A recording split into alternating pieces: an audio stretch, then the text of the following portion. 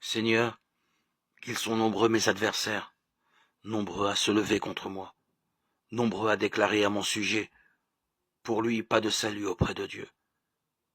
Mais toi, Seigneur, mon bouclier, ma gloire, tu tiens haute ma tête. À pleine voix, je crie vers le Seigneur. Il me répond de sa montagne sainte. Et moi, je me couche et je dors, je m'éveille. Le Seigneur est mon soutien. Je ne crains pas ce peuple nombreux qui me cerne et s'avance contre moi. Lève-toi, Seigneur. Sauve-moi, mon Dieu. Tous mes ennemis, tu les frappes à la mâchoire.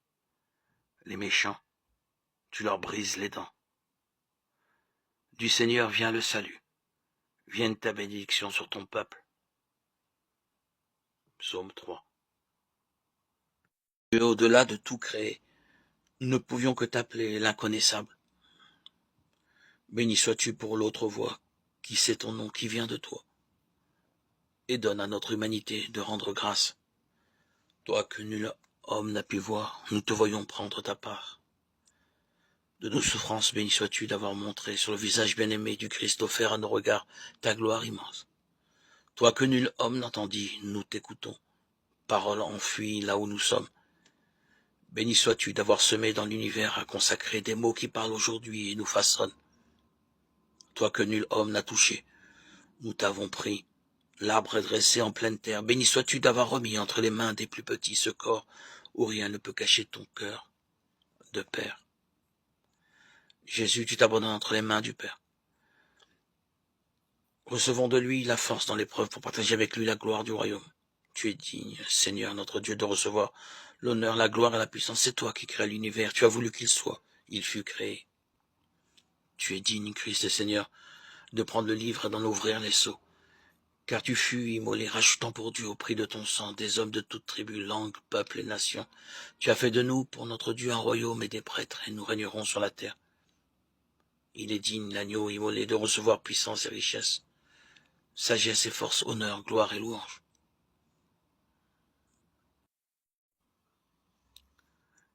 Les apôtres vinrent auprès de Jésus et lui racontèrent tout ce qu'ils avaient fait et enseigné. Les gens qui arrivaient et s'en allaient étaient si nombreux que Jésus et ses disciples n'avaient même pas le temps de manger. C'est pourquoi il leur dit, « Venez avec moi dans un endroit isolé pour vous reposer un moment. » Ils partirent donc dans la barque, seuls, vers un endroit isolé. Mais beaucoup de gens les virent s'en aller et les reconnurent. Ils accoururent alors de toutes les villes et arrivèrent à pied à cet endroit avant Jésus et ses disciples. Quand Jésus sortit de la barque, il vit cette grande foule. Son cœur fut rempli de pitié pour ces gens, parce qu'ils ressemblaient à des moutons qui n'ont pas de berger. Et il se mit à leur enseigner beaucoup de choses. Comme il était déjà tard, les disciples de Jésus approchèrent de lui et lui dirent, « Il est déjà tard et cet endroit est isolé. Renvoie ces gens pour qu'ils aillent dans les fermes et les villages des environs s'acheter de la nourriture. » Jésus leur répondit, « Donnez-leur vous-même à manger. » Mais ils lui demandèrent, « Voudrais-tu que nous allions acheter du pain pour une valeur de 200 pièces d'argent afin de leur donner à manger ?» Alors Jésus leur dit, « Combien avez-vous de pain?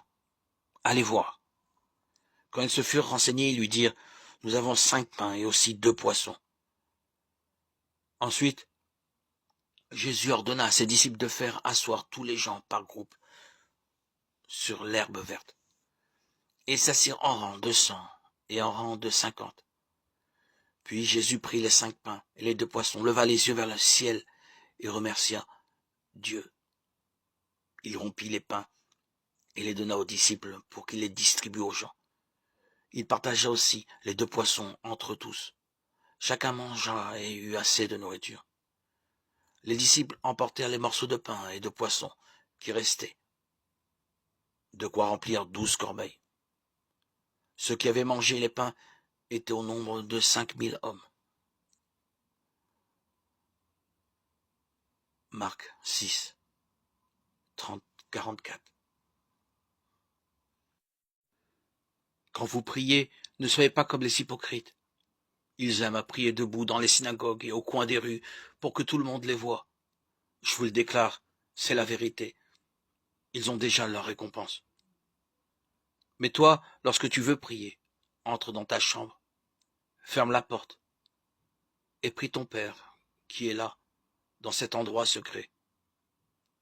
Et ton Père, qui voit ce que tu fais en secret, te récompensera. Quand vous priez, ne prononcez pas un grand nombre de paroles comme font les païens. Ils s'imaginent que Dieu les écoutera s'ils parlent beaucoup. Ne les imitez pas, car votre Père sait déjà de quoi vous avez besoin avant que vous le lui demandiez.